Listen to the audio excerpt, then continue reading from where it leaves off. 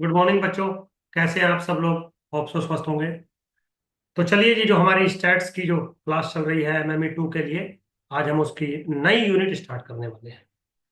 तो आज की जो मेरी बच्चों यूनिट है, that is unit number 3, which is inference, जिसमें सिर्फ आपका एक ही टॉपिक है, दैट इज 8.1। बाकी जो फोर्थ यूनिट है उसमें आपका पूरा 8th चैप्टर और 9th चैप्टर के जो रिमेनिंग पोर्शंस हैं वो इंक्लूड होते हैं। ठीक है। तो जो हमारा आज का टॉपिक है वो है हाइपोथेसिस एंड टेस्टिंग प्रोसीजर। ठीक है। तो सबसे पहले मेरे बच्चों, आज हम ये समझेंगे कि हाइपोथेसिस हम करते क्यों हैं। तो जैसा कि मैं आपकी 5 मिनट लेना चाहूंगा, क्योंकि कुछ कुछ बच्चे कहते हैं कि सर थोड़ा सा पहले आप एक बार बेसिक समझा दिया करो। हमारा जो स्टैटिस्टिक्स में मेन एम था वो था एस्टिमेशन करना, या हम बेसिक अगर स्टैटिस्टिक्स की बात करें तो हमारा एम था डाटा को एनालाइज करना। ठीक।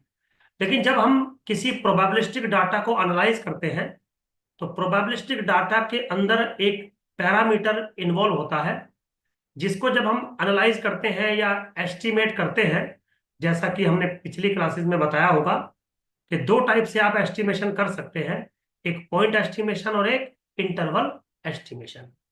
अब क्वेश्चन ये आता है कि जो एस्टिमेशन आपने किया है किसी भी पैरामीटर का, वो आपने करेक्ट किया है या करेक्ट नहीं किया है। That is my topic, testing of hypothesis. Means जो हाइपोथेसिस आपने बनाई थी पैरामीटर को लेकर कि पैरामीटर की वैल्यू ये हो सकती है, उसके बाद आपने उसको एस्टिमेट किया, तो इज दिस एस्टिमेशन करेक्ट और नॉट। करेक्ट मतलब इज दिस एस्टिमेशन एक्सेप्टेबल और नॉट। और मेरे बच्चों, स्टैटिस्टिक्स में हम 1 मिनट में ये नहीं कह सकते कि एक्सेप्टेबल है या नहीं है। हमें उसके पीछे का रीजनिंग देना पड़ता है कि अगर आपका वो स्टेटमेंट अबाउट द पैरामीटर जो आपने स्टैटिस्टिकल इन्फ्रेंस किया है या जो आपने एस्टिमेशन किया है, वो अगर हम एक्सेप्ट कर रहे हैं तो उसके पीछे का क्या प्रोसीजर है, क्या लॉजिक है, वो हमें पता होना चाहिए। और अगर हम रिजेक्ट कर रहे हैं तो उसके पीछे का भी क्या लॉजिक है, हमें पता होना चाहिए। तो वो जो मेरा पार्ट होता है that is called testing process या टेस्ट प्रोसीजर। तो आज का जो मेरा यूनिट है, यूनिट 3 विच इज इन्फेरेंस, जिसमें एक ही टॉपिक है, वो है हाइपोथेसिस एंड टेस्ट प्रोसीजर। तो मैंने नीड समझाई आपको कि मैं क्यों हाइपोथेसिस और टेस्टिंग ऑफ प्रोसीजर करता हूं। तो आज की इस यूनिट में या आज की हम इस क्लास में कुछ बेसिक डेफिनेशंस, कुछ फॉर्मूलाज पढ़ेंगे जो हमें टेस्टिंग ऑफ हाइपोथेसिस में और टेस्ट प्रोसीजर में हेल्प करेंगे। ठीक। सबसे पहला मेरा टॉपिक आता है मेरे बच्चों, हाइपोथेसिस। अब हाइपोथेसिस बेसिकली होता क्या है? एक्चुअली में हाइपोथेसिस एक स्टेटमेंट होता है। स्टेटमेंट क्या होता है? एक ऐसा सेंटेंस होता है जिसका रिजल्ट, जिसकी वैल्यू या तो ट्रू होती है या तो फॉल्स होती है। समझ गए? जैसे फॉर एग्जाम्पल, अगर मैं आपको एक बात बोलूं कि Mumbai is the capital of India, तो दिस इज ए स्टेटमेंट। क्यों? क्योंकि ये जो बात मैंने आपको बोली ये गलत है। समझ गए? तो किसी भी सेंटेंस को आप या तो गलत बता सकते हैं या तो सही बता सकते हैं। Means either you accept it और you reject it, then this statement is called hypothesis. So basically बच्चों, हाइपोथेसिस क्या होती है? एक स्टेटमेंट होता है, एक स्टैटिस्टिकल स्टेटमेंट होता है जो किसी भी पैरामीटर या किसी पॉपुलेशन के लिए डिफाइन किया जाता है। बिल्कुल सिंपल है। अगर आप चाहें तो मैं इनको, इस चीजों को लिख सकता हूं, कोई प्रॉब्लम नहीं है। तो हाइपोथेसिस क्या है? ए स्टैटिस्टिकल हाइपोथेसिस,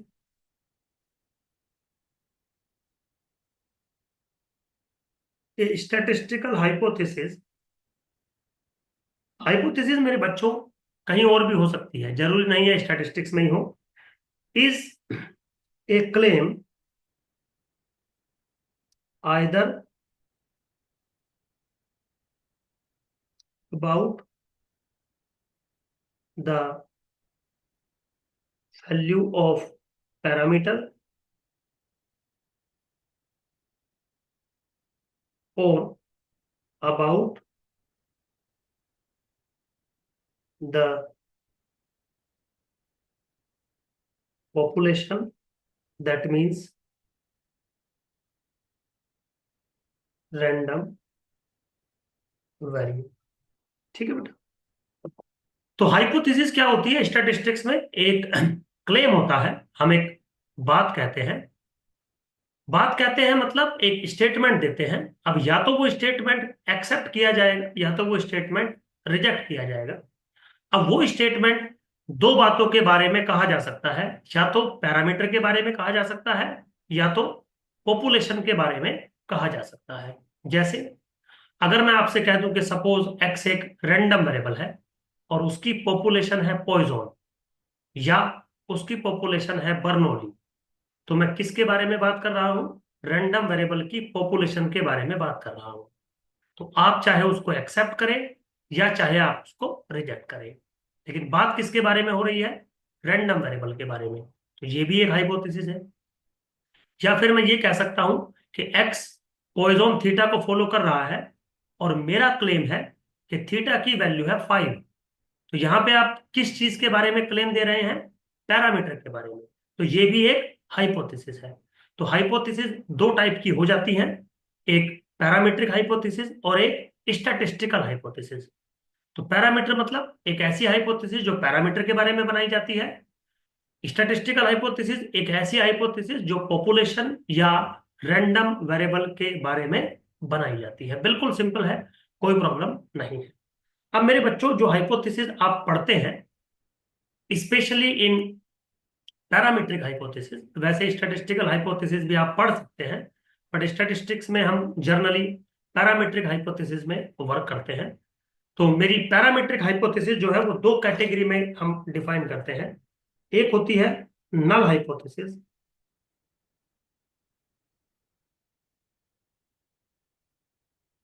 एक होती है सेकंड ऑल्टरनेटिव हाइपोथेसिस। ठीक है, ऑल्टरनेटिव हाइपोथेसिस। तो जो पहली होती है मेरी, जिसका नाम है नल हाइपोथेसिस।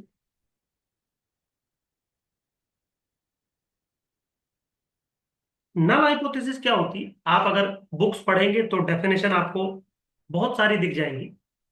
डेफिनेशन अलग अलग हो सकती हैं, बट उनका जो सेंस होता है, जो बिहेवियर होता है, वो बिल्कुल सेम होता है। नल हाइपोथेसिस का मतलब होता है a positive statement which is possible to reject. Means null hypothesis उस हाइपोथेसिस को कहते हैं जो स्टेटमेंट आप दे रहे हो, जो बात आप मुझे कह रहे हो, वो आप मान के चलते हो कि ये एक्सेप्ट हो जाएगी, बट उसको रिजेक्ट किया जा सकता है। जैसा कि मैंने अभी बताया था कि हाइपोथेसिस का मतलब होता है कि ऐसा स्टेटमेंट या तो वो एक्सेप्ट होगा या तो वो रिजेक्ट होगा। अब आपको तो पता नहीं है कि वो एक्सेप्ट होगा या रिजेक्ट होगा, लेकिन जब आप उस हाइपोथेसिस को बोलेंगे, अब आप अपने क्लेम को देंगे, तो आप मान के चलते हैं कि आपका क्लेम एक्सेप्ट कर लिया जाएगा, लेकिन हो सकता है उसको रिजेक्ट कर दिया जाए। This is called null hypothesis. तो क्या लिखेंगे? Null hypothesis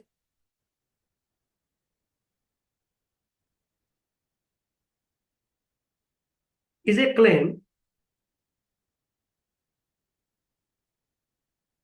that initially assumed to be true, to be true, denoted by H0। ठीक, तो क्या लिख रहा हूं? Null hypothesis is a claim that initially assumed to be true, means this is a true statement. Means आप मान के चल रहे हैं कि वो एक्सेप्ट कर लिया जाएगा, बट किया जाए ऐसा जरूरी नहीं है। बाई सम एविडेंस मैं उसको रिजेक्ट भी कर सकता हूं। And this hypothesis denoted by H0। ठीक, कोई दिक्कत नहीं। अब जो सेकंड है मेरे बच्चों, वो है ऑल्टरनेटिव।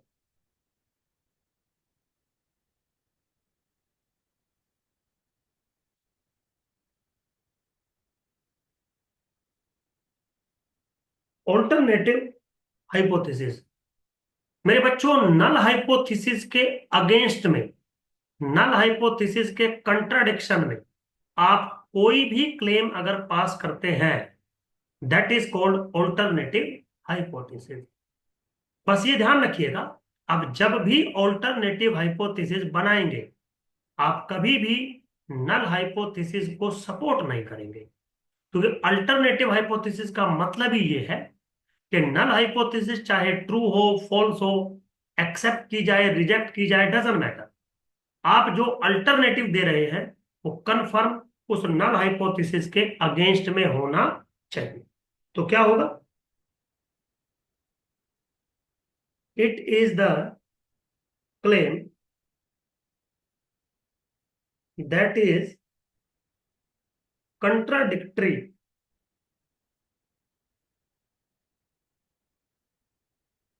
To H0। अभी मैंने बताया, तो नल हाइपोथेसिस आपकी एक्सेप्ट होगी या रिजेक्ट, इससे कोई मतलब नहीं है। जो भी आप अल्टरनेटिव देंगे वो कंफर्म कंट्राडिक्टरी होना चाहिए H0 का, यानी कि नल हाइपोथेसिस का। एंड इट इज डिनोटेड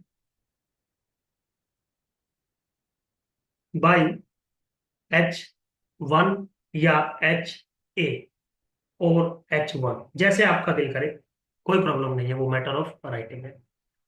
तो आप स्टैटिस्टिक्स में किसी भी टाइप का क्लेम दे सकते हैं।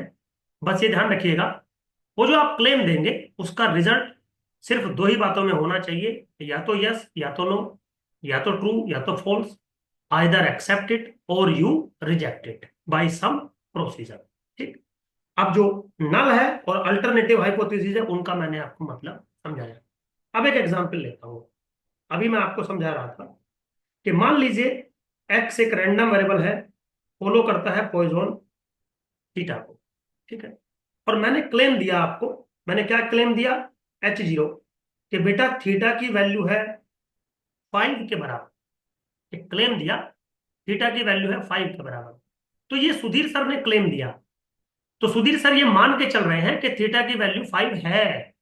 आप इस चीज को एक्सेप्ट कर लोगे, लेकिन आप इस चीज को एक्सेप्ट करो ऐसा जरूरी नहीं है, आपकी मर्जी।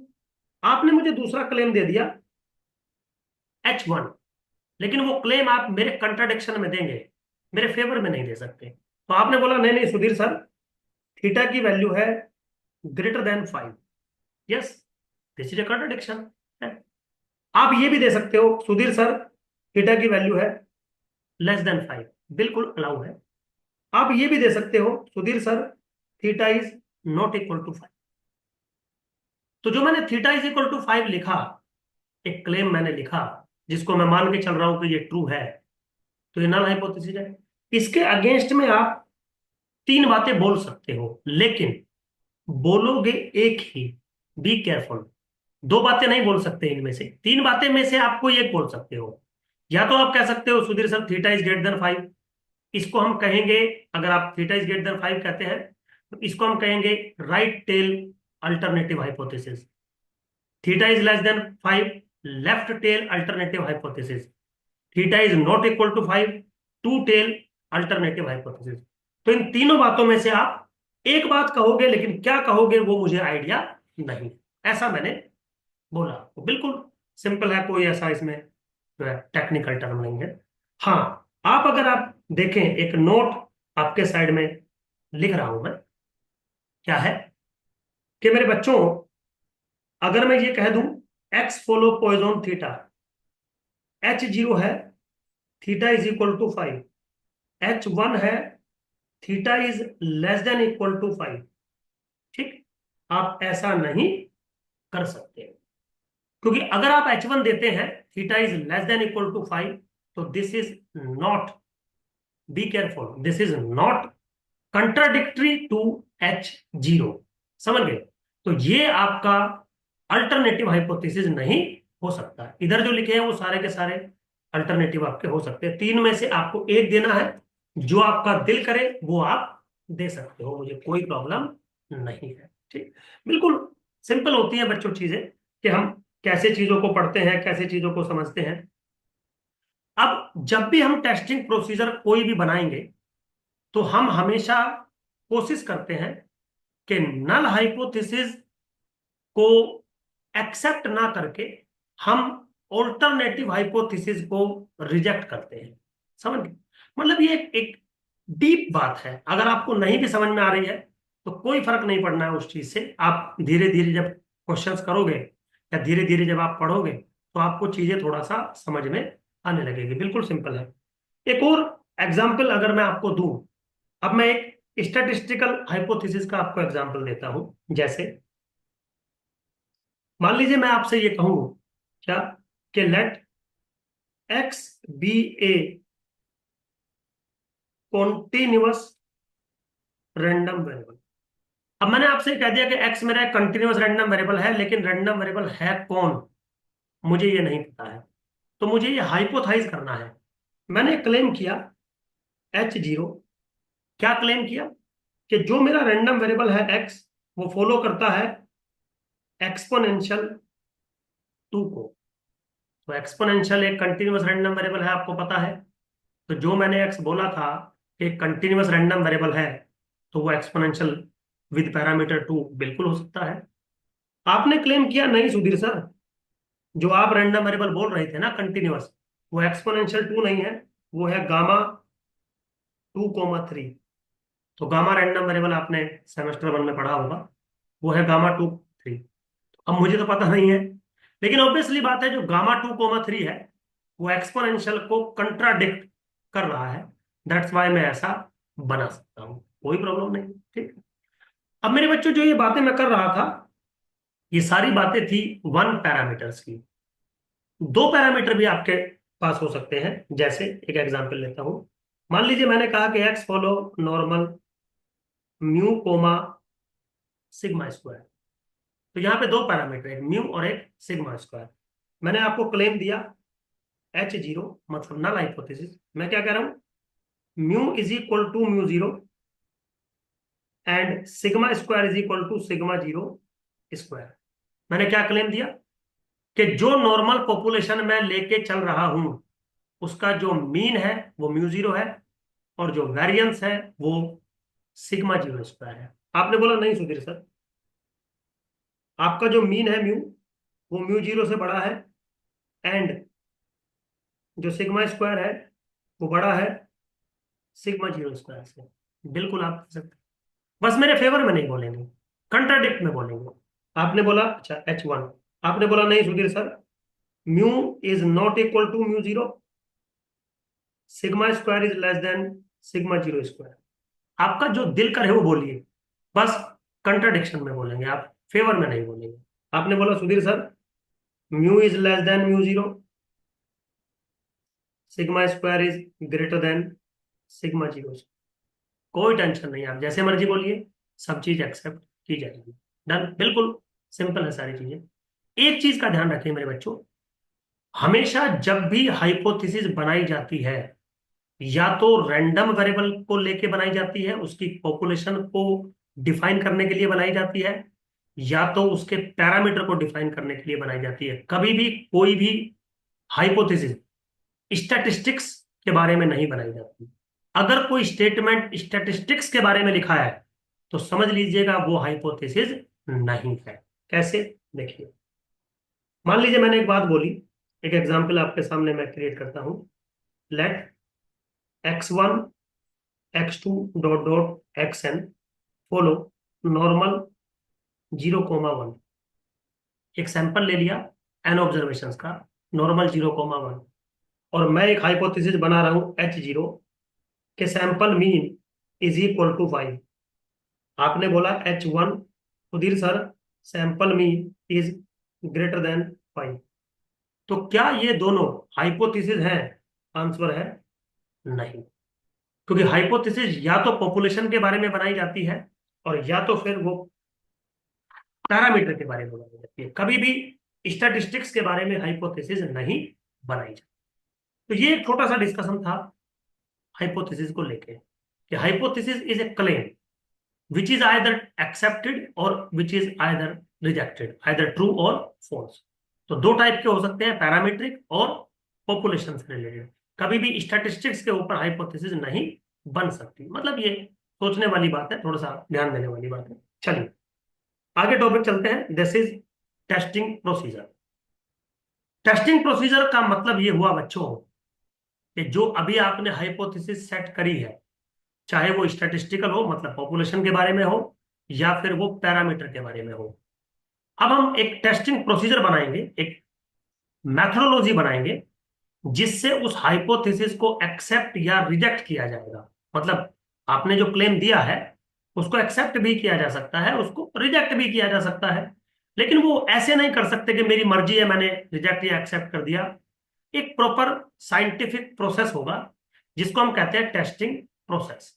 टेस्टिंग प्रोसेस में बहुत सारे पार्ट होते हैं, बहुत सारी चीजों को मिलके टेस्टिंग जो प्रोसेस है वो बनाया जाता है। तो टेस्टिंग प्रोसेस दो तीन चीजों को मिलाकर बनता है। टेस्टिंग प्रोसेस के लिए सबसे पहला जो मुझे चाहिए वो चाहिए टेस्ट स्टैटिस्टिक्स, जिसको हम एस्टिमेटर भी कहते हैं। मतलब जब आपने हाइपोथेसिस बनाई किसी पैरामीटर के बारे में, सपोज फॉर एग्जांपल, तो आपने उसको एस्टिमेट किया होगा जरूर, यस सर। किसी एस्टिमेटर से किया होगा जरूर, यस सर। एस्टिमेटर को हम स्टैटिस्टिक भी कहते हैं, यस सर। तो एक टेस्ट स्टैटिस्टिक्स मतलब एक ऐसा स्टैटिस्टिक्स जिसके बेसिस पर आप हाइपोथेसिस को टेस्ट करोगे। और वो जो टेस्ट स्टैटिस्टिक्स होगा, this is nothing but the function of sample observation which is nothing but the part of your estimator. तो जिस फॉर्मेट में आपने एस्टिमेटर बनाया होगा उसी फॉर्मेट में आपका टेस्ट स्टैटिस्टिक्स मेरे बच्चों बनता है। तो एक बार डिफाइन कर देते हैं टेस्ट स्टैटिस्टिक्स। बिल्कुल सिंपल है। A test statistics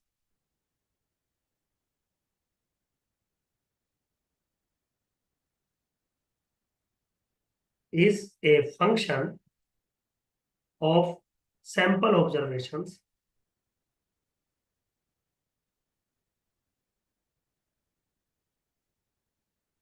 of sample observations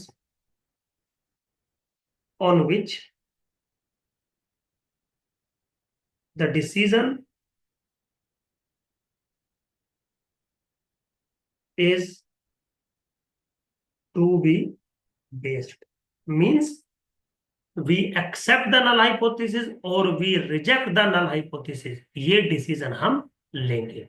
तो टेस्ट स्टैटिस्टिक्स की वैल्यू के बेसिस पर वो डिसीजन होगा। अब टेस्ट स्टैटिस्टिक्स की वैल्यू इस बात पर डिपेंड करेगी कि आपका टेस्ट स्टैटिस्टिक्स क्या फंक्शन है।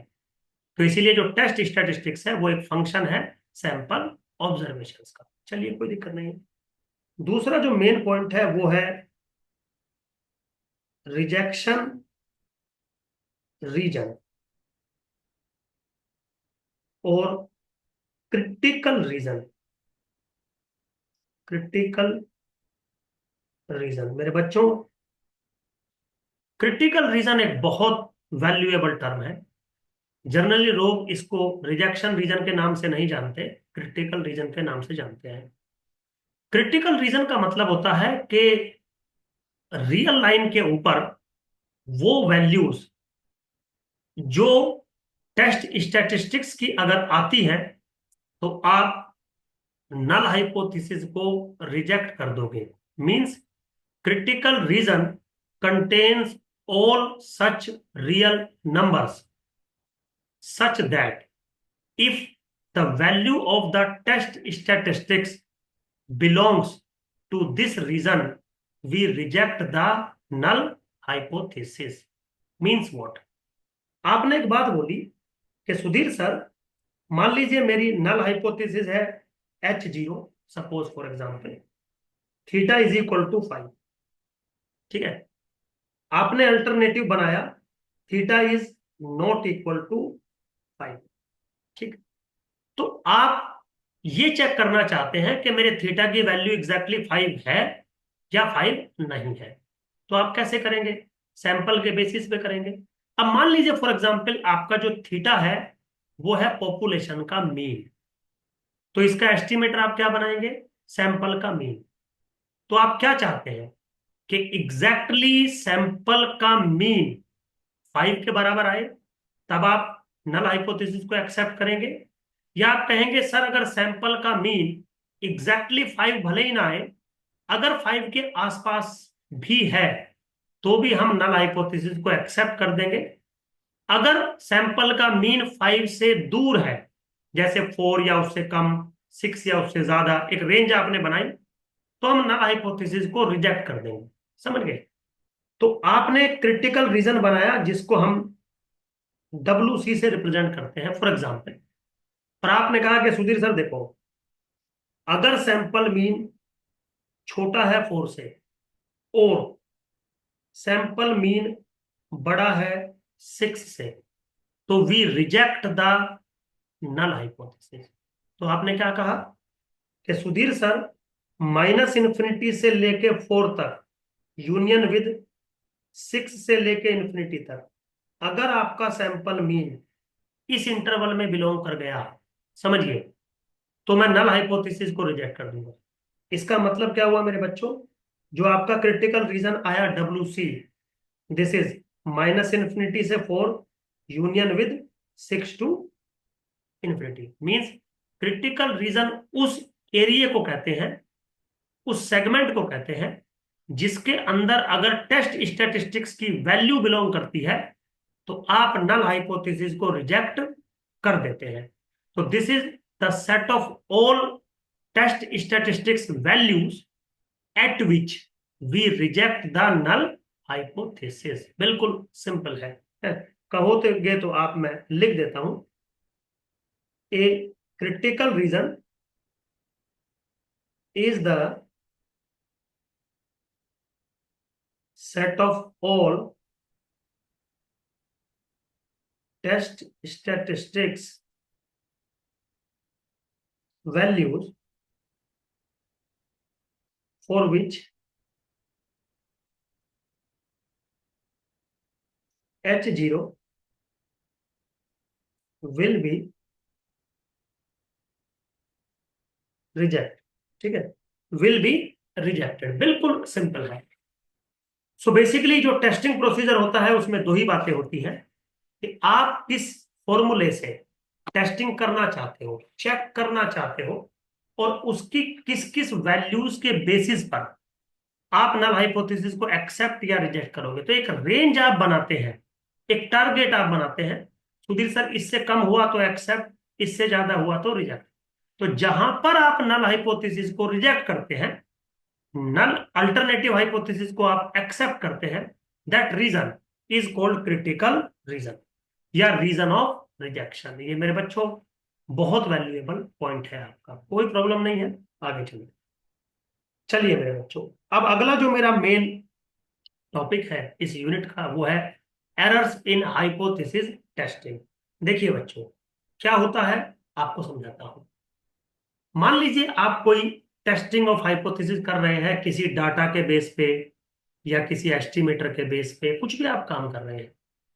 तो क्या आपको लगता है ऐसा कि ऐसा हो सकता है कि जो बात आपको नल हाइपोथेसिस में कही गई वो बिल्कुल ट्रू है, वो एक्सेप्टेबल है, लेकिन आपने by some error, by some mistake, by some wrong estimation आपने उस बात को रिजेक्ट कर दिया हो?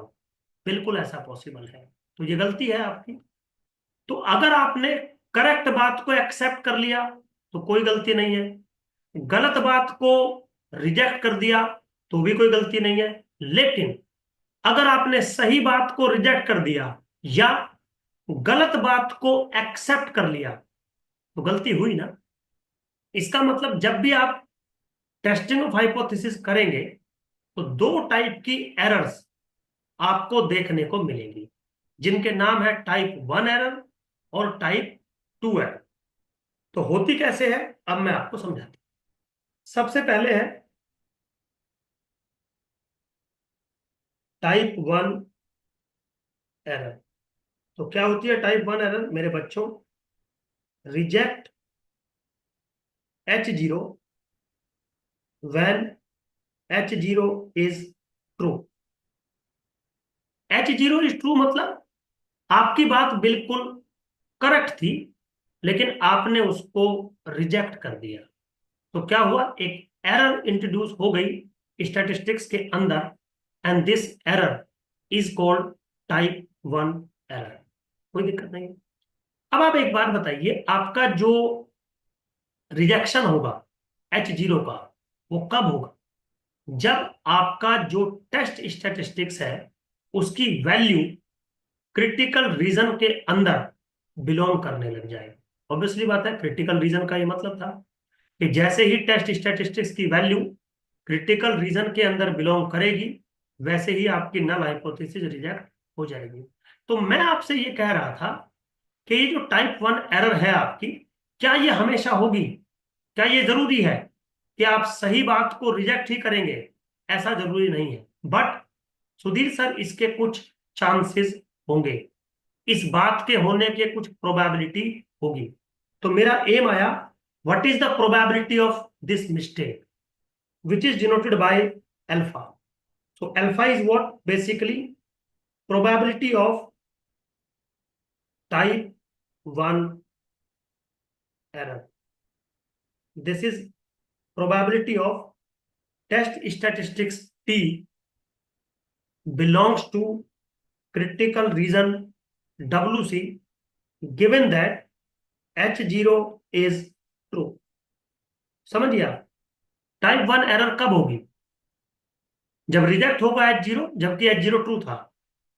इसका मतलब उसके कुछ चांसेस होंगे। तो इस बात की प्रोबेबिलिटी कि टाइप 1 एरर हो रही है, this is same as the probability that test statistics T belongs to WC which is critical region given that H0 जो वो ट्रू था। This is denoted by alpha. Alpha is very famous term in statistics. This alpha is called level of significance. This alpha is called size of critical region. बाद में कभी detail discussion करेंगे, अभी need नहीं है। Similarly मेरे बच्चों, second number पे आता है type 2 error.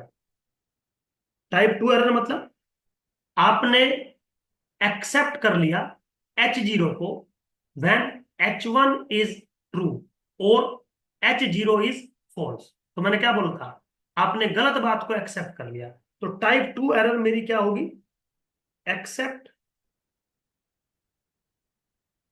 H0 when H1 is true.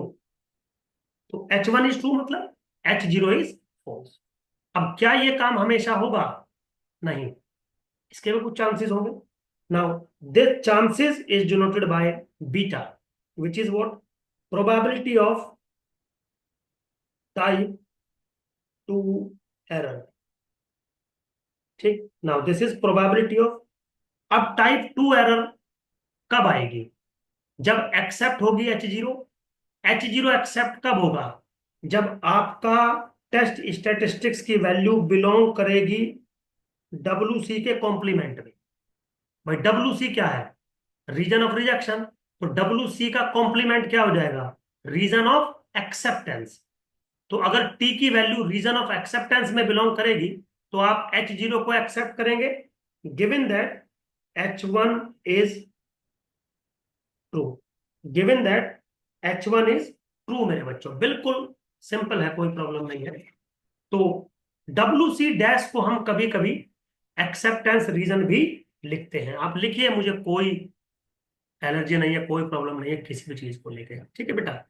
अब यहीं पे एक थर्ड टर्म आती है जिसका नाम है पावर ऑफ टेस्ट। बिल्कुल सिंपल है power of test. Power of test का मतलब होता है कि गलत बात को गलत बोलने की जो चांसेस होते हैं, that is called power of the test. तो बेसिकली इसको P से हम डिनोट करते हैं, power. This is nothing but 1 - beta. और अगर आप थोड़ा सा भी मैथमेटिक्स समझते होंगे तो 1 - बीटा का मतलब होता है probability that T belongs to WC given that H1 is true. कौन सा रूल लगाया मैंने? 1 - probability of A is equal to probability of A complement. तो T belongs to WC dash का कॉम्प्लीमेंट क्या होगा, T belongs to W C. आप इसको ऐसे भी लिख सकते हैं, this is probability that reject H0 given that H1 is true, क्योंकि कॉम्प्लीमेंट सिर्फ रिजेक्शन ऑफ एक्सेप्टेंस पे आएगा, H1 पे नहीं आएगा। तो ठीक है, मैंने ऐसा लिख दिया, this is called power of the test. तो खैर आपके सेमेस्टर में नहीं, क्योंकि ये तो छोटा सा सेमेस्टर है। ज्यादातर वर्क हम पावर ऑफ द टेस्ट पे ही करते हैं। हम टेस्टिंग इस तरीके से करते हैं ताकि आपके टेस्टिंग प्रोसीजर की जो पावर है वो मैक्सिमम बने, या फिर जो आपका बीटा है विच इज टाइप 2 एरर वो मिनिमम बने। तो ऐसा हम लोग करते हैं स्टैटिस्टिक्स के अंदर, और ये मैंडेटरी है, मतलब अच्छा है। हो सकता है यहाँ पे उतना आपको नॉलेज ना मिले, ना जरूरत हो, क्योंकि सिंपल सा क्वेश्चन आता है, आपका काम हो जाता है। बट स्टैटिस्टिक्स में पावर ऑफ द टेस्ट एक मेन टर्म है मेरे बच्चों, अच्छी टर्म। तो चलिए जी एक एग्जाम्पल लेता हूं। यहाँ पे एक एग्जाम्पल मैं अपनी तरफ से लेता हूँ बच्चों, क्योंकि आपके जो बुक में जो क्वेश्चंस दिए गए हैं वो इस टॉपिक से उतने अच्छे नहीं दिए गए हैं।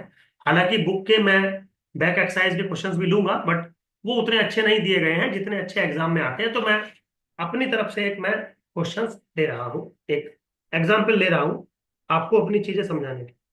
क्या कह रहा है, let x be a random variable which follow uniform 0, तो जो पॉपुलेशन है, जो रैंडम वेरिएबल है, वो डिफाइन कर दिया कि एक्स जो है वो यूनिफॉर्म 0, थीटा को फॉलो करता है, कोई दिक्कत नहीं है।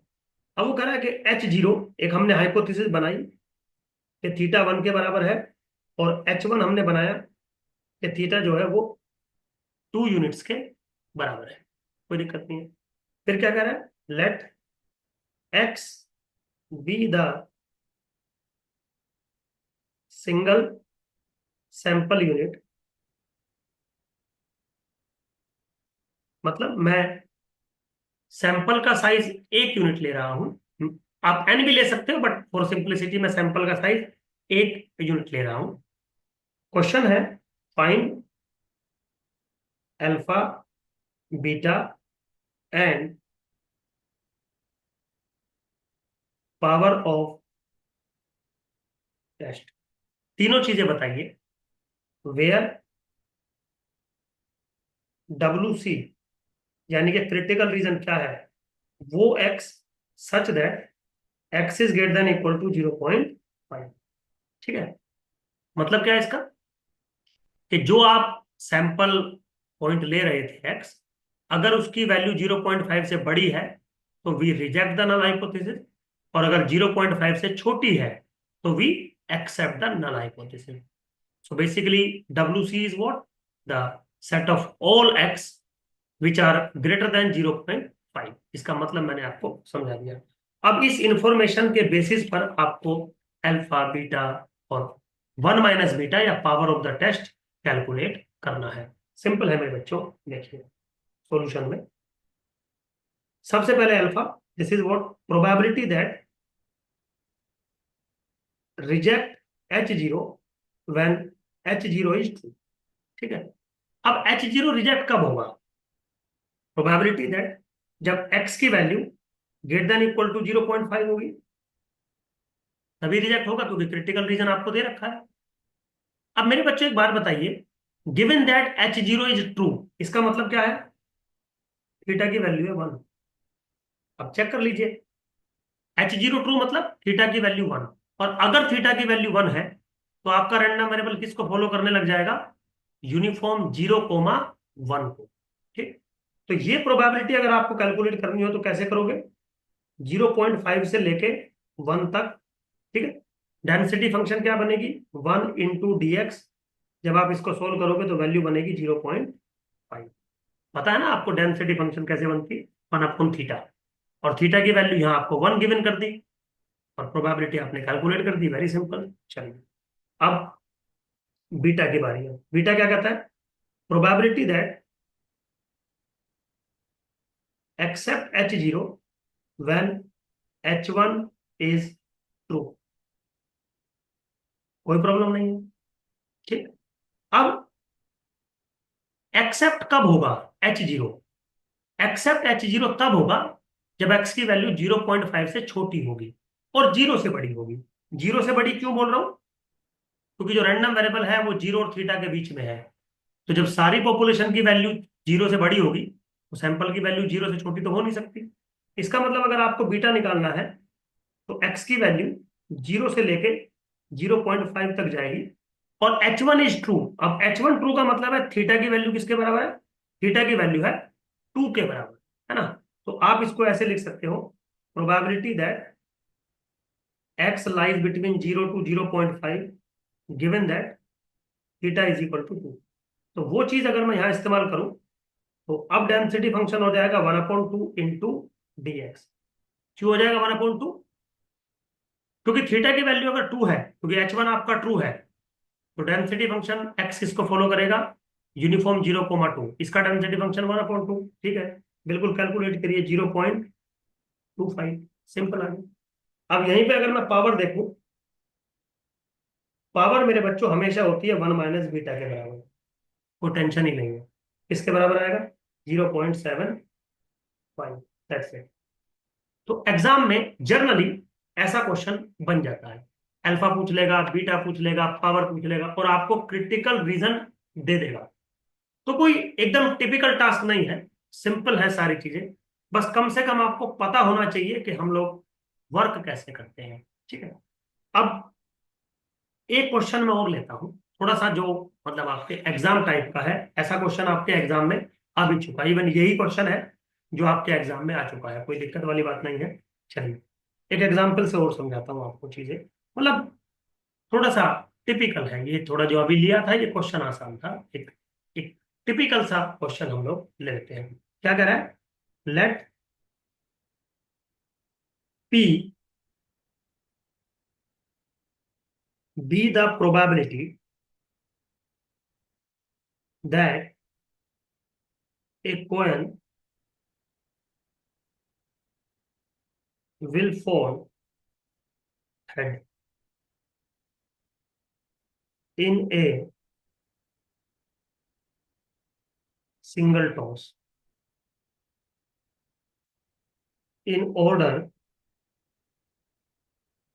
to test H0 P is equal to 1/2 against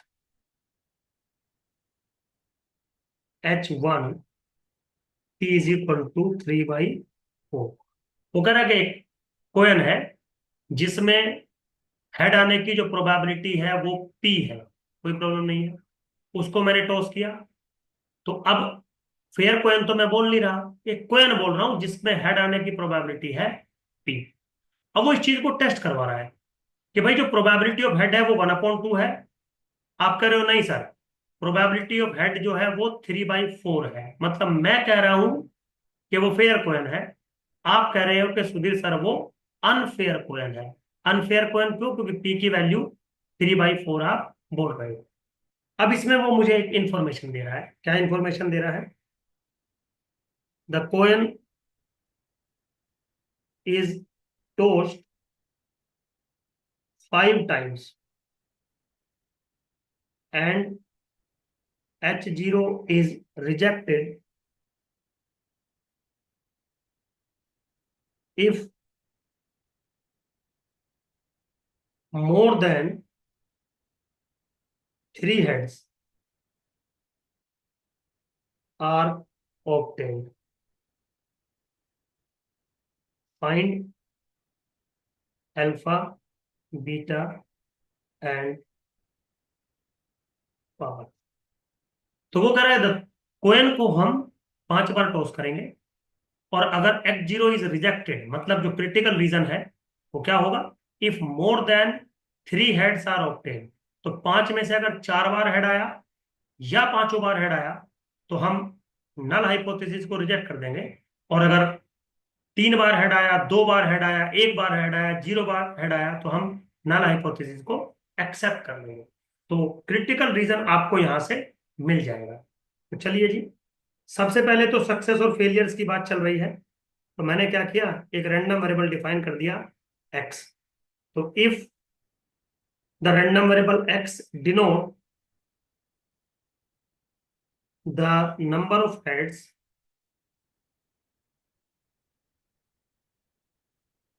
number of heads in n tosses of a coin, then x किसको फॉलो करेगा मेरे बच्चों? Binomial with n comma p को फॉलो करेगा। सिंपल है। तो मेरे बच्चों यहाँ पे probability behaviour that x will take value small x is what? n c x p to the power x 1 minus p to the power n minus x बचेगा। ठीक, सिंपल है। n इज इक्वल टू किसके बराबर है? 5 के बराबर है। तो probability that x is equal to x किसके बराबर बनेगा? 5cx p to the power x 1 minus p to the power 5 minus x। That's it, हो गया। अब कुछ भी काम करने के लिए क्रिटिकल रीजन आपको चाहिए। क्रिटिकल रीजन WC किसके बराबर है? वो x such that x is greater than equal to 4, क्योंकि मोर देन 3 हेड है, तो मोर देन 3 में 3 तो आता नहीं, या तो 4 या तो 5, या फिर आप इसको ऐसे लिख दीजिए x such that x will take value 4 और 5, बिल्कुल लिख सकते हैं। WC डैश, WA भी इसको बोलते हैं एक्सेप्टेंस रीजन, किसके बराबर बनेगा? x such that x will take value 0 1 2 और 3।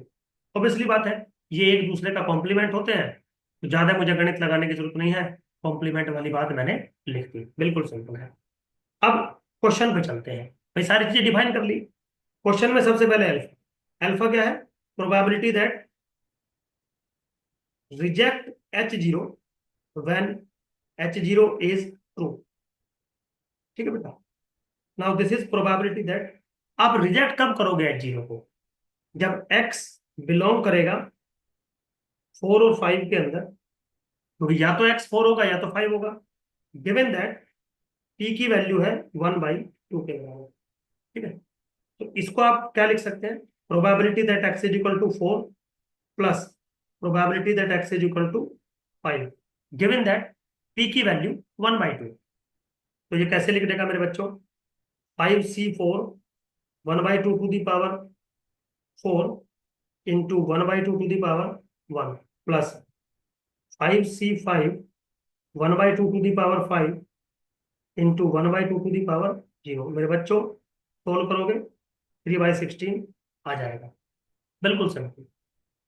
नाउ अब अगर मैं बीटा निकालूं तो beta is what? Probability that accept H0 when H1 is true. Now this is what? Probability that x belongs to set 0 1 2 3, given that p की value 3/4। Simple लिख दिया। अब एक बात बताइए, मैं इसको ऐसे लिख सकता हूं, this is 1 minus probability that x belongs to 4 5, given that p is equal to 3/4। समझ गए बेटा? क्यों? क्योंकि कॉम्प्लीमेंट कर दिया मैंने इसका 1 माइनस करके, क्योंकि 4 और 5 सोल्व करना इजी रहेगा ना। Now this is what? 1 minus P4 minus P5, but when P is equal to 3/4, अब ये क्या बनेगा?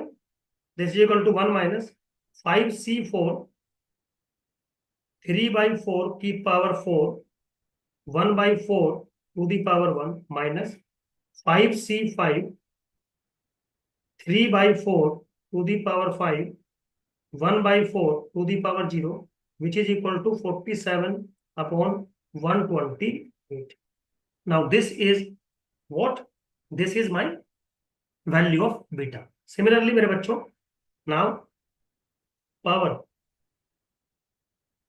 is equal to 1 minus beta, तो क्या हो जाएगा? 1 माइनस 47 अपॉन 120। कैलकुलेट कर लेना, आपको पावर मिल जाएगी। तो बिल्कुल सिंपल है चीज, ऐसा कोई मतलब रॉकेट साइंस नहीं है, कोई टिपिकल टास्क नहीं है, बिल्कुल सिंपल है, बस आपको कॉन्सेप्ट पता होना चाहिए। तो क्योंकि आपकी बुक में उतने अच्छे क्वेश्चंस थे नहीं, तो मैंने प्रेफर किया कि भाई मैं अलग से आपको समझा देता हूँ चीजें। अब मैं कुछ क्वेश्चंस आपकी बुक के आपके साथ डिस्कस करना चाहूंगा। सबसे पहला क्वेश्चन है, for each of the following assertions state whether it is a legitimate statistical hypothesis or not, and why. बिल्कुल सिंपल है। तो कुछ कुछ बुक्स में आंसर्स दिए हुए हैं तो कुछ कुछ गलत है, तो ठीक है, कोई प्रॉब्लम नहीं। ए पार्ट में क्या, जो ये आपके सामने एच लिखा हुआ है, ये एक हाइपोथेसिस है? आंसर है यस। क्योंकि सिग्मा क्या है? Standard deviation. तो आप क्या बना रहे हैं कि आपका स्टैंडर्ड डेविएशन 100 से बड़ा है, तो this is a parametric hypothesis. तो this, yes, this is hypothesis. B part, hypothesis क्या है? Sample median is equal to 45। Answer है नो। रीजन, एक्स बार या एक्स करली बार। अब या तो ये सैंपल मीन लिखा होगा या तो ये सैंपल मीडियन लिखा होगा। सैंपल मीडियन के बारे में बात कही जा रही है। Sample median is not a parameter, that's why this is not a hypothesis. This is not a hypothesis.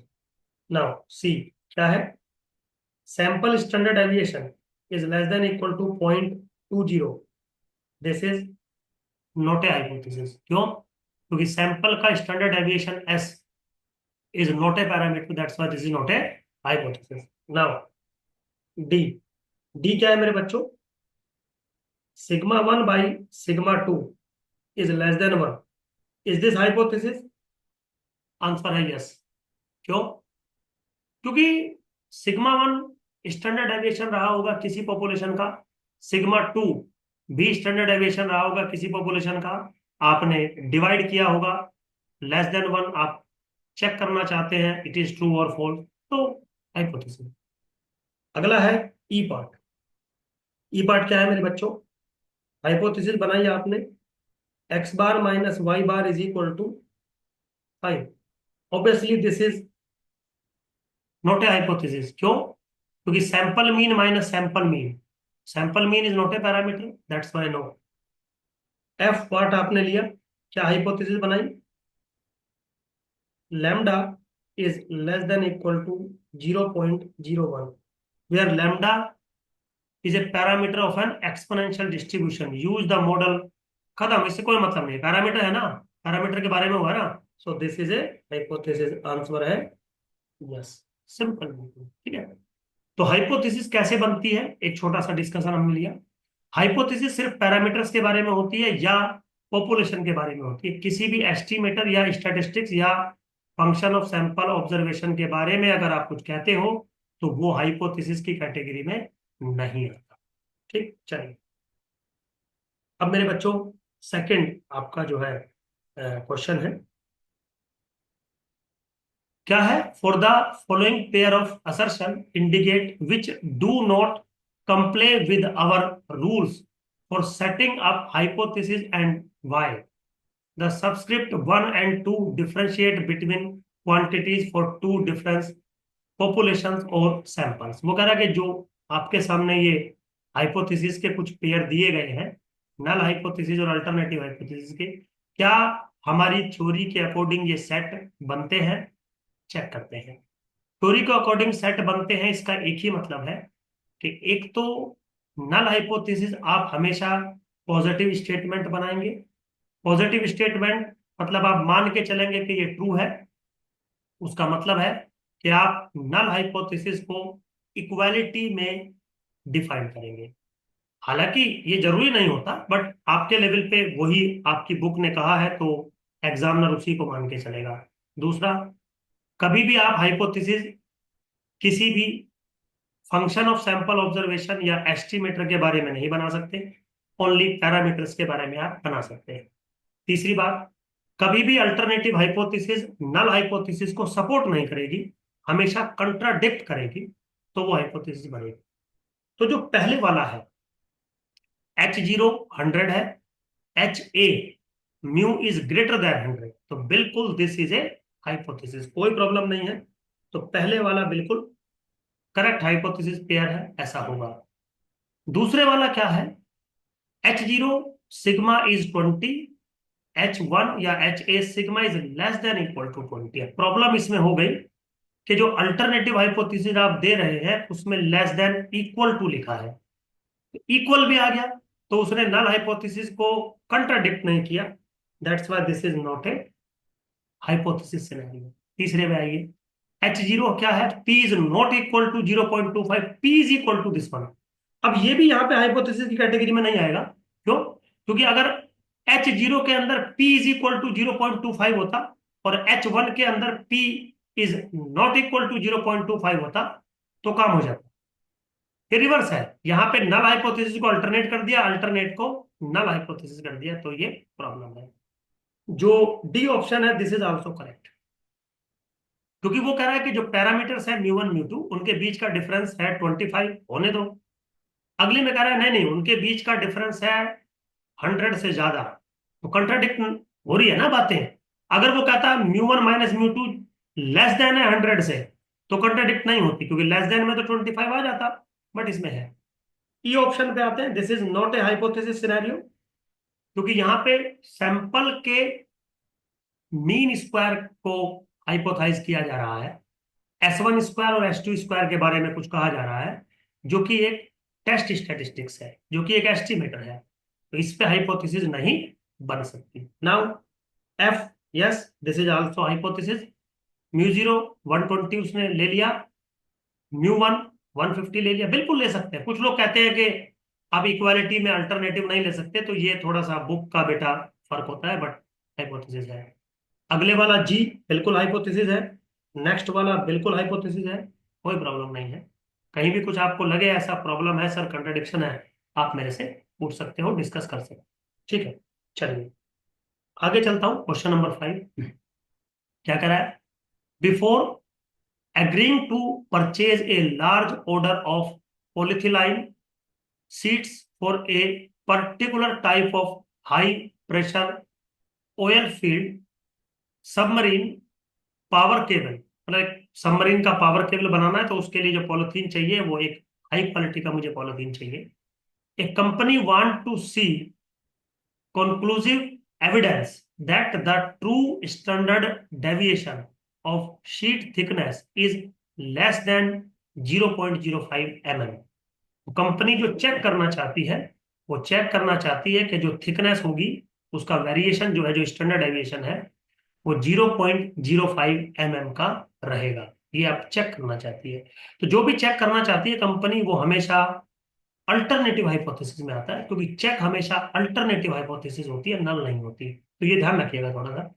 So what hypothesis should be tested, बिल्कुल सिंपल है। तो H0 अगर हम बनाएंगे मेरे बच्चों, sigma is greater than equal to 0.05 mm, H1 sigma is less than 0.05 mm।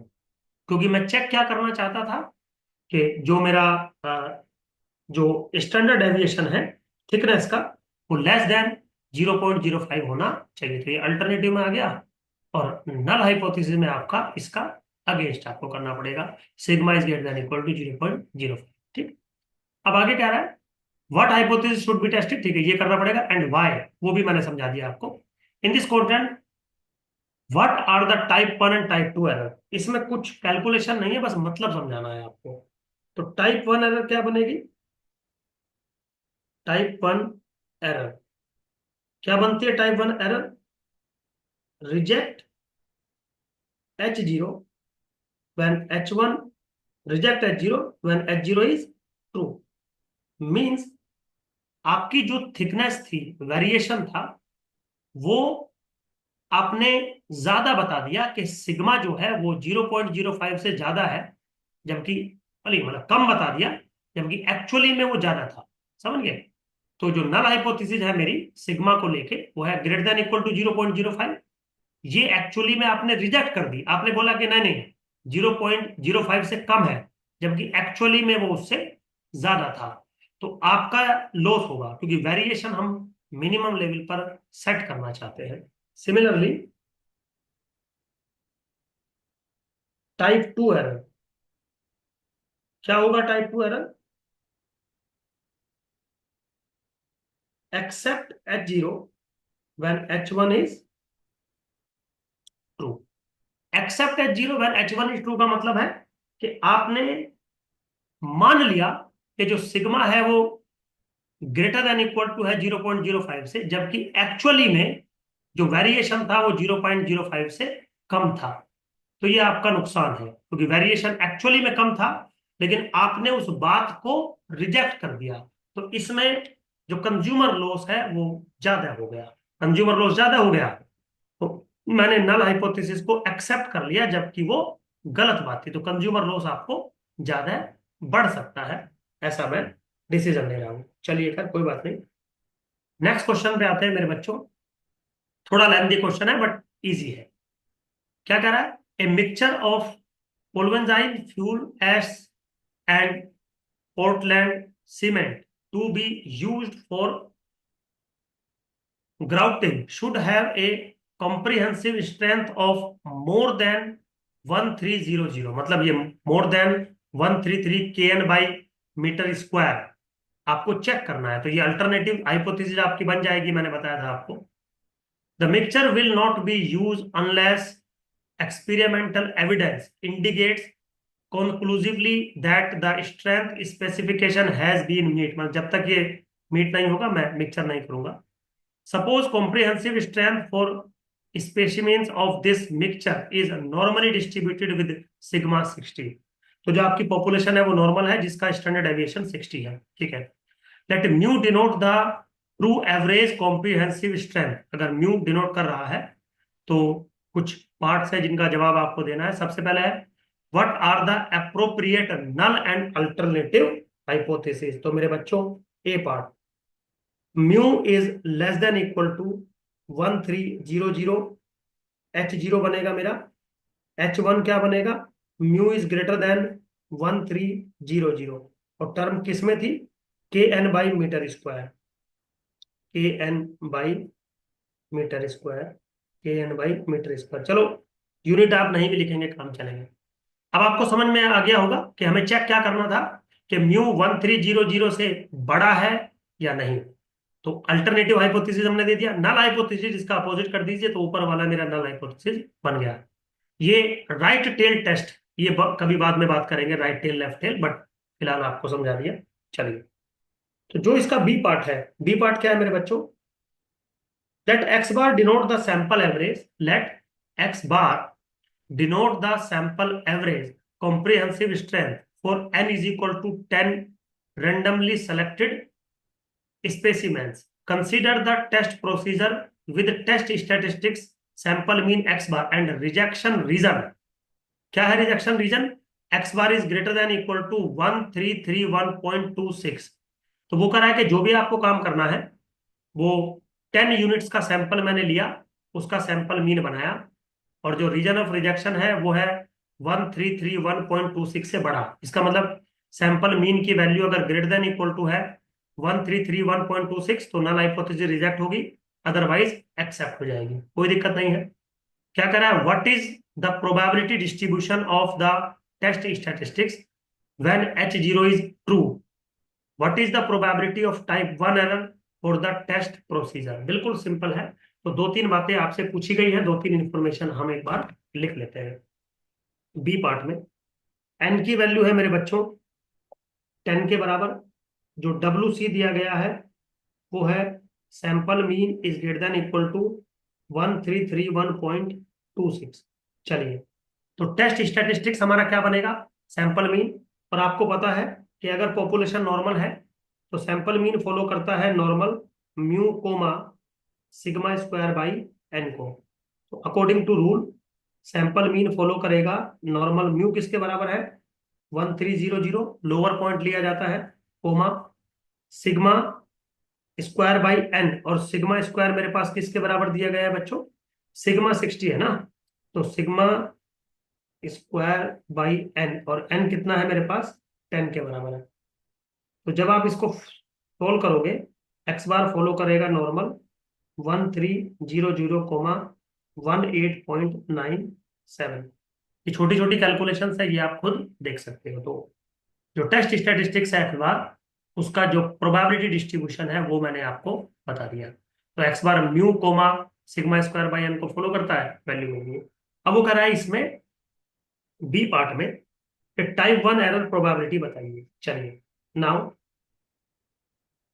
Alpha is equal to what, probability that reject H0 when H0 is true. Now this is probability that, अब H0 reject कब होगा, जब x bar is greater than equal to 1331.26 given that mu is equal to 1300। अब मुझे इस चीज को solve करना है, और आपको मैंने बता रहा है जब भी आपको नॉर्मल रैंडम वेरिएबल दिया हो तो डायरेक्ट स्टैंडर्ड नॉर्मल वेरिएट में कन्वर्ट करके आप टेबल से वैल्यू निकालिए, अदरवाइज आप सोल्व नहीं कर पाएंगे। तो इसको मैं कैसे सोल्व कर सकता हूँ, now this is probability that X bar minus mu, mu कितना है 1300 divided by sigma by root N. Sigma by root N जब आप बनाओगे तो यहाँ पे आपकी जो, अच्छा ये इसका स्क्वायर आएगा, इसका स्क्वायर आएगा, तो इसका जब आप अंडर रूट करोगे तो यहीं पे डायरेक्ट 18.97 आपको वैल्यू मिलेगी। ठीक है, ये 60 बाई रूट 10 का स्क्वायर, ये मैंने स्क्वायर छोड़ दिया था। तो this is greater than equal to 1331.26 minus 1300 divided by 18.97। ठीक है, तो अब क्या होगा, स्टैंडर्ड नॉर्मल वेरिएट बन गया ये। Now this is probability that z is greater than equal to 1.647। ये जो आपकी जो वैल्यू है, ये वैल्यू बनेगी 1.674, and now this probability is approximately 0.05 by the table. इसमें मेरा कोई रोल नहीं है, बाय द टेबल, बिल्कुल सिंपल है मेरे बच्चों चीजें। चलिए अब अगला जो पार्ट है इसका सी क्या कह रहा है, what is the probability distribution of the test statistics when mu is equal to 1350। तो जो म्यू की वैल्यू है वो उसने चेंज कर दी। Using the test procedure of part B, what is the probability that the mixture will be judged unsatisfactory when in fact mu is equal to 1350। ये कुछ बातें बतानी है आपको। तो म्यू की वैल्यू उसने चेंज कर दी। चलिए, तो सी पार्ट अगर हम डिस्कस करें तो अब जो एक्स बार बनेगा वो नॉर्मल 1350 कोमा 18.97 का होल स्क्वायर ही बनेगा, क्योंकि वेरिएंस पे तो हमें कुछ काम करना नहीं है। When mu is equal to 1350। ठीक है, तो अब वो इसमें जो सी पार्ट में आपसे पूछ रहा है, what is the probability the distribution of the test statistics when mu is equal to this using the test procedure of part B. B part का जो टेस्ट प्रोसीजर है, what is the probability that the mixture will be judged अनसेटिस्फैक्टरी।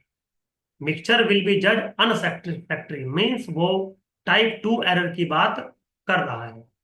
तो हम अगर null hypothesis accept कर लेंगे तो वो अनसेटिस्फैक्टरी रीजन में जाएगा, तो वो बीटा की बात कर रहा है, तो मुझे बीटा कैलकुलेट करके देना पड़ेगा। बीटा इज वो प्रोबेबिलिटी एक्सेप्ट H0। अब एक्सेप्ट क्या होगा, when x bar is less than 1331.26, but given that अब म्यू चेंज हो गया, म्यू किसके बराबर है 1350। सोल्व करो, बिल्कुल simple. Probability that X bar minus mu किसके बराबर है 1350 divided by sigma by root N, और सिग्मा बाय रूट एन कितना था 18.97। Now this is less than 1331.26 minus 1350 divided by 1897. Now this is equal to probability that z is less than minus के 0.987 and this is approximately 0.162। बिल्कुल simple है मेरे बच्चों। ठीक, चलिए अब इसके अगले पार्ट पे चलते हैं, डीप कट पे क्या कह रहा है, how would you change the test procedure of part B to obtain a test with significance level 0.05। What impact would this change on the error probability of part C? कोई change नहीं आना है। क्यों? क्योंकि अगर आप गौर से देखें तो पिछले वाले में जो हमने अल्फा निकाला था मेरे बच्चों, अल्फा वो क्या था अप्रोक्सीमेटली 0.05, तो यहाँ पे कोई चेंज नहीं आएगा, अभी भी उसने अल्फा उसी के बराबर दिया है। तो डी पार्ट में क्या हो गया, नो चेंज। ना ई पार्ट क्या कह रहा है, consider the standardized test statistics z which is x bar minus 1300 divided by sigma by root n which is x bar minus 1300 divided by, तो sigma by root n जो है उसकी value उसने चेंज कर दी। What are the values of Z corresponding to the rejection region of part B. तो वो जो क्रिटिकल वैल्यू थी जेड वाली जिसके बेसिस पर आप रिजेक्ट करते थे, तो पहले क्या गिवन था मुझे, पहले गिवन था मुझे 133 1.26। अब वही चीज मुझे कैलकुलेट करनी है टेस्ट स्टैटिस्टिक्स से। तो टेस्ट स्टैटिस्टिक्स मुझे क्या दिया गया है, x bar minus 1300 divided bye 13.42। तो इसमें बस एक्स बार की वैल्यू डाल दीजिए, काम हो जाएगा। तो ई में क्या है मेरा, जेड की वैल्यू क्या बनेगी, x bar minus 1300 divided bye 13.42। Now this is 1331.26 minus 1300 divided bye 13.42। Calculate करोगे, दिस इज 2.33। ये आ गया। तो अब आप क्या बोलोगे, so critical reason WC is nothing but Z is greater then 2.33। ठीक है। तो वहां पे जो वैल्यू वो लिख रहा था वो सैंपल मीन के रेस्पेक्ट में लिख रहा था। यहाँ पे जो आप लिख रहे हो वो आप लिख रहे हो स्टैंडर्ड नॉर्मल वेरिएट के रेस्पेक्ट में। तो दोनों में से किसी के भी रेस्पेक्ट में आप लिख सकते हो, कोई फर्क नहीं पड़ना है। सिंपल था मेरे बच्चों। होप सो आपको समझ में आया होगा, जैसा मैं आपको थोड़ा समझा सकता हूँ बेटा। चलिए, थैंक यू वेरी मच। कोई डाउट होगा तो आप मुझे फोन या कॉल कर सकते हैं। Thank you.